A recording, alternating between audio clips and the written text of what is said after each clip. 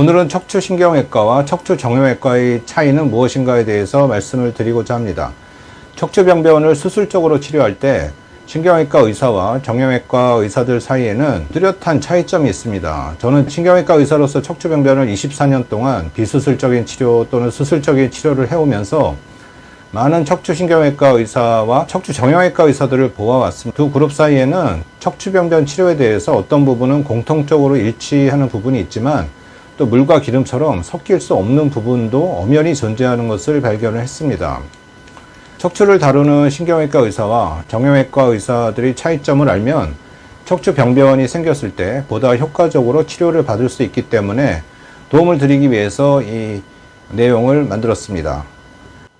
이 내용은 저희 경험에 의한 개인적인 의견이기 때문에 취사 선택하시길 바라겠습니다. 신경외과, 정형외과 의사의 차이점은 전공의 수련 과정 때부터 생긴다고 봅니다. 신경외과는 주로 뇌와 척추병변을 다룰 때 현미경을 보고 수술을 합니다.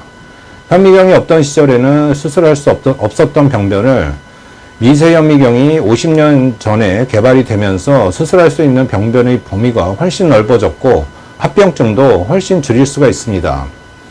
그래서 신경외과 전공의 과정이나 그 이후에도 수술적인 치료를 할 때는 대부분 현미경을 이용해서 척추신경을 누르는 병변을 4, 5배, 10배 이상 확대해서 잘 보이게 해놓고 해결하기 때문에 신경 손상이나 신경을 감싸고 있는 경막을 안전하게 보호하며 능숙하게 병변을 처리할 수 있는 장점이 신경외과 의사에게는 있다고 생각합니다. 척추는 피부에서 7, 8cm 아래 깊은 곳에 위치하고 있습니다. 미세현미경으로 밝은 빛 아래에서 4, 5배 이상 병변을 확대하고 수술을 해야 척추신경이 잘 보이고 척추신경을 누르고 있는 병변을 잘 처리할 수 있습니다. 그래서 편하게 척추신경을 누르고 있는 병변을 감압을 할 수 있는 장점이 있습니다. 반면에 정형외과 의사는 이 과정 중에 인체의 큰 관절들, 어깨나 무릎, 고관절, 발목, 발 등의 병변을 수술할 때 육안으로 대부분 하기 때문에 현미경을 보는 것에 익숙하지는 않습니다. 물론 정형외과 의사 현미경을 잘 사용하는 의사도 있지만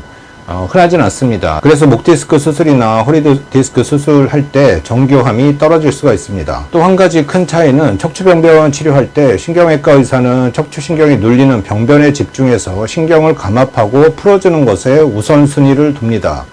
다시 말해 신경을 보호하고 신경 기능을 회복하는 것에 초점을 둡니다. 그러나 정형외과 의사는 척추의 구조적인 변형이 있을 때 그 변형을 원상태로 복원시키는 수술적인 치료에 집중을 하는 경향이 있기 때문에 나사못을 이용한 척추 고정 수술을 신경외과 의사보다 훨씬 많이 하는 것을 보았습니다. 신경외과 의사나 정형외과 의사 다 각각 특징이 있고 장단점이 있습니다. 저희 개인적인 의견으로는 척추측만증 같은 구조적인 변화가 큰 경우에는 정형외과 의사에게 치료받는 것이 낫다고 봅니다. 그러나 척추 디스크 병변이나 목 디스크 병변일 때, 특히 신경이 아주 많이 눌리는 병변일 때는 현미경을 통해서 병변을 4, 5배 이상 확대해서 잘 보이는 상태에서 신경을 감압을 하고 병변을 제거해야 되기 때문에 이런 경우는 현미경을 잘 다룰 수 있는 신경외과 의사가 장점이 많다고 생각합니다. 신경외과 의사, 정형외과 의사 차이가 있지만 가장 중요한 것은 어려운 병변을 몇 명이나 성공적으로 치료했는지가 가장 중요한 요소라고 생각합니다.